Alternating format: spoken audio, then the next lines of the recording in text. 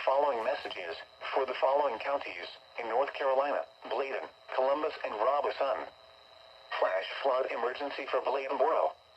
The National Weather Service in Wilmington has extended the flash flood warning for Bladen County in southeastern North Carolina, northern Columbus County in southeastern North Carolina, southeastern Robeson County in southeastern North Carolina, until 5 a.m.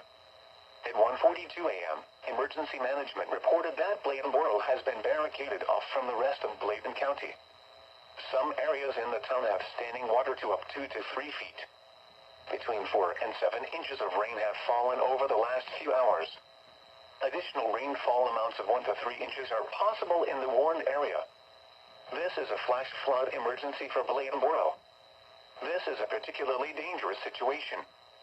Seek higher ground now. Hazard: life-threatening flash flooding.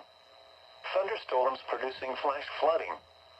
Source: Emergency Management reported. Impact: this is a particularly dangerous situation. Seek higher ground now.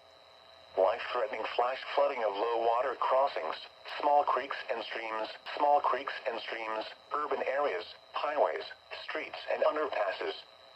Some locations that will experience flash flooding include Lumberton, Elizabethtown, Rowan, Fairmont, Bladenboro, Fair Bluff, Boardman, Abbotsburg, Butters, Bladen Community College, Elkton, Emerson, Smiths, Evergreen, Lisbon, Hestertown, Lagoon, Barnesville, Carvers, and Kelly.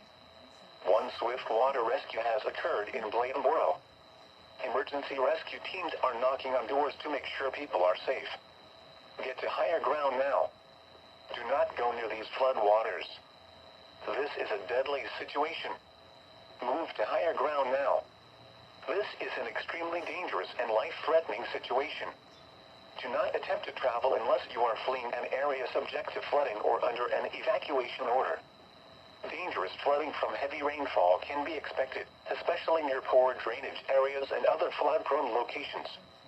It is harder to recognize flood dangers at night, as it will be difficult to determine the depth of the water. Roads may be damaged or washed away. Most of flood deaths occur in vehicles. If flooding is observed, then turn around, don't drown,